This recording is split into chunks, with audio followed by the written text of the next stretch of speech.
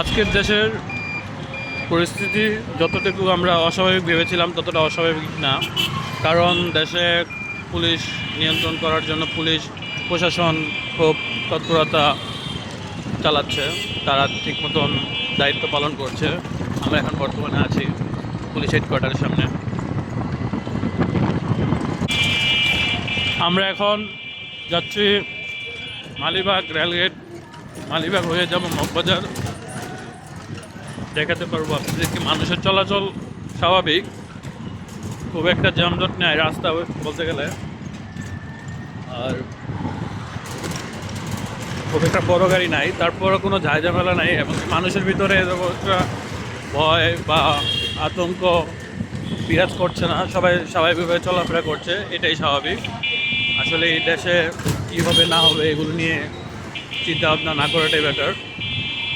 সবাই নিজ নিজ কর্মস্থল বা নিজ নিজ দায়িত্ব পালন করাটাই বেটার হবে।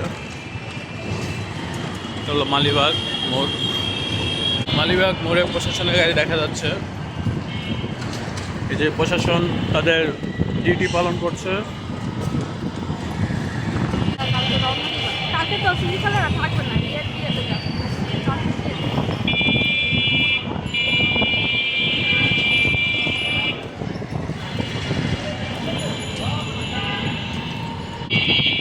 তোমার কাছে যদি তোমার সব কিছু দিতে পারবা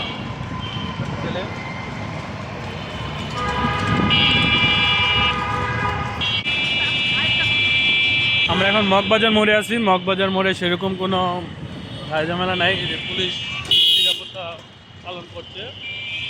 আর কোনো ঝামেলা নাই বলেই আজকে মানে প্রশাসন সেরকম বেশি দরকার হয়নি হয়তোবা। আমরা এখন যাচ্ছি বাংলা মোটর মোড়। বাংলা মোটর মোড়ে সেরকম প্রতিদিনের মতো কোনো যানজট নেই।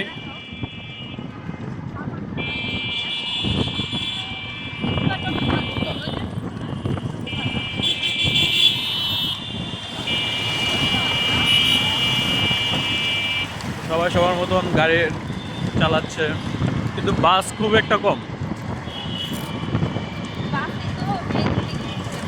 রাস্তায় চলাচল করার জন্য কোনো পরিবহন খুব দেখা যাচ্ছে না, খুব কম, খুব নাই বললেই চলে। মেট্রো রেল চলাচল করছে, মেট্রো রেল যে চলাচল করছে।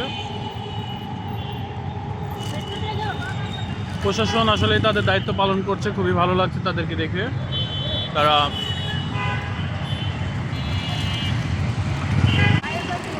আমরা এখন বাংলা মোটর ক্রস করে যাচ্ছি পান্থপথের দিকে। পান্থপথ বসুন্ধরা হয়ে আমরা যাব পান্থপথ স্কয়ার হসপিটালের দিকে, দেখবো রাস্তাঘাটের কী অবস্থা, গাড়ি চলাচল কীরকম করছে। আমরা এখন পান্থপথ মোড় পার হয়ে গেলাম। পান্থপথ মোড়ে সেরকম কোনো যাত্রী পরিবহন নাই বললেই চলে। বেশিরভাগই দেখা যাচ্ছে অটো, সিএনজি বা বাইক এরকম কিছু দেখা যাচ্ছে। তো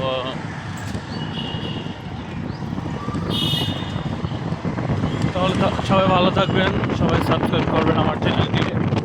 সবাই জন্য দোয়া রইল, সবাই দোয়া করবেন সবার জন্য। আসসালামু আলাইকুম।